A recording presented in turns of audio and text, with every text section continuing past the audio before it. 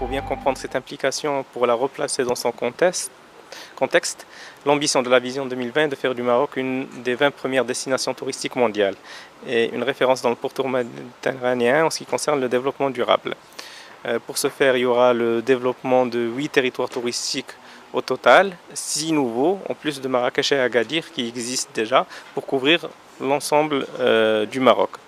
Le développement de ces 8 territoires touristiques, en ce qui concerne la partie produit que nous pilotons, se fera à travers 6 programmes structurants qui sont le plan Azur 2020, qui sont tout ce qui est écotourisme, développement durable, le programme patrimoine et héritage, le programme niche à forte valeur ajoutée comme le tourisme d'affaires, comme le tourisme de santé, et le programme de tourisme interne.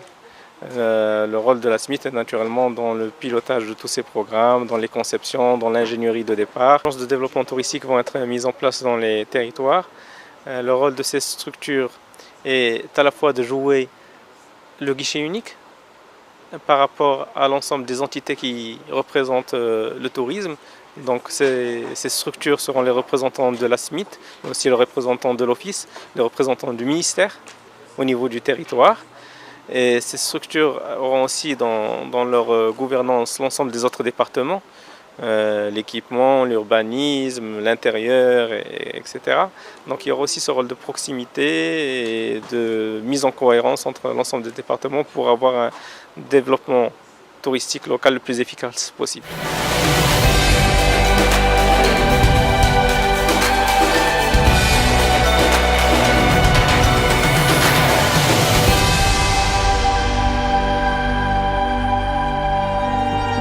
La vision 2020 est une affaire dans laquelle il y a un certain nombre de vecteurs et le vecteur le plus important qui donne la dynamique, c'est l'investissement.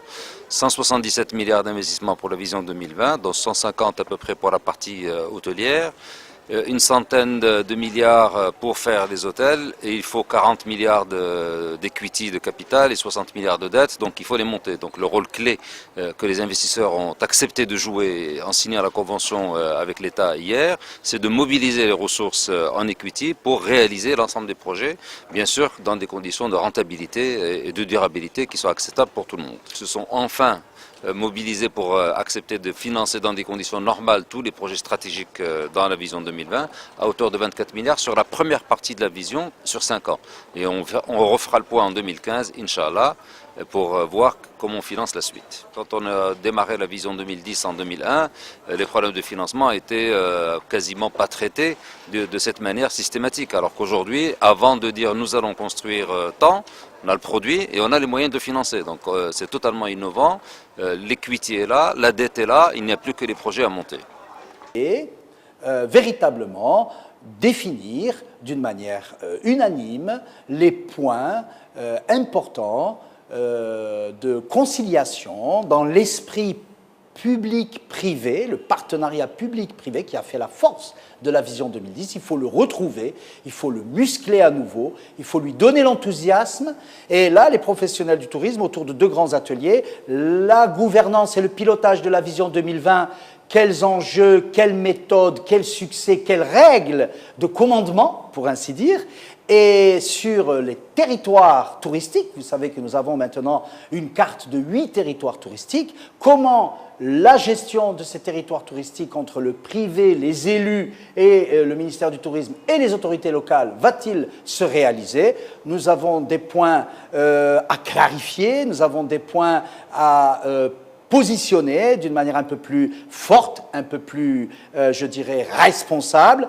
Le non-dit peut créer par la suite des quiproquos. Nous voulions que tout soit mis d'une manière sereine et en toute confiance sur la table.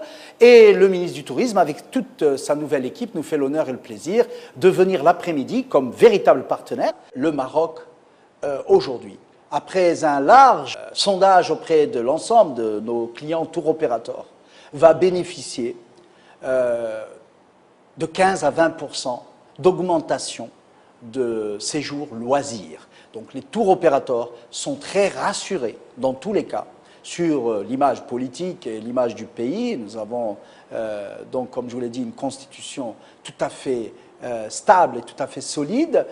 Il n'y aura pas de contagion d'image en matière de tour opérateur de loisirs.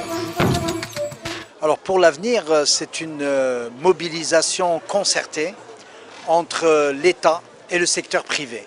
Nous avons vu dans la présentation aujourd'hui de cette vision 2020 combien le Maroc, fort des expériences acquises dans le cadre de la vision 2010, fort également des faiblesses qui ont pu être démontrées ici ou là, combien la maturité sur l'orientation stratégique de ce tourisme durable et responsable a véritablement été déroulée sur les axes prioritaires.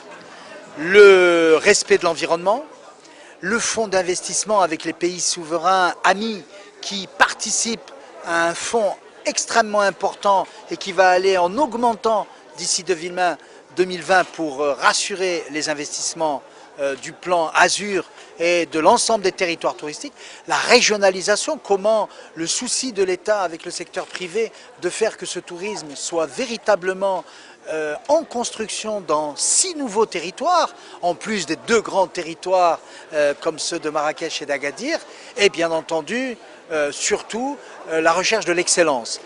Parce qu'aujourd'hui, je sens que cette profession d'agence de voyage a besoin de tous ses membres, parce que je sens que ça ne va pas très bien.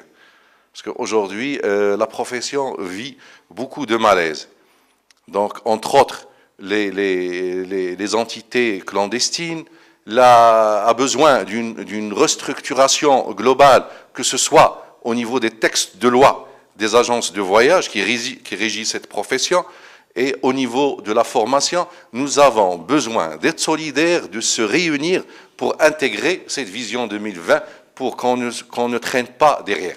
Au niveau de la déclinaison régionale, nous allons passer de 2 marques, qui étaient les marques Marrakech à Agadir, à 8 marques. Qui dit plus de marques dit encore plus d'efforts, plus d'efficacité, plus de moyens humains et financiers, aura sa propre vision 2020 selon un plan d'action prédéfini et qui sera travaillé, préparé pendant les prochaines semaines avec les opérateurs locaux de chaque région. Le véritable Maroc est de partager avec ces Marocains, parce que quand il a choisi de venir au Maroc, c'est d'abord pour partager avec les Marocains vivant au Maroc. C'est pour voir ces gens-là comment ils vivent et vivre une expérience réelle, une expérience vraie. Donc il ne suffit pas de s'arrêter au slogan publicitaire « Travel for Real », il faut également le mettre en application. Et je pense qu'aujourd'hui, le réceptif marocain, en tout cas ceux que je connais, sont capables de proposer un véritable produit pour les touristes français en particulier, et puis tous les autres qui peuvent convenir à ces gens-là. Il faut aller les voir, et puis il faut leur donner une idée de ce que nous faisons au Maroc, qu'ils peuvent venir visiter. Et on a des avions, puisque les avions existent. Pendant la période du Ramadan, qui est une période critique pour Marrakech, on s'est rendu compte cette année que le taux de fréquentation des hôtels avait baissé de façon vertigineuse.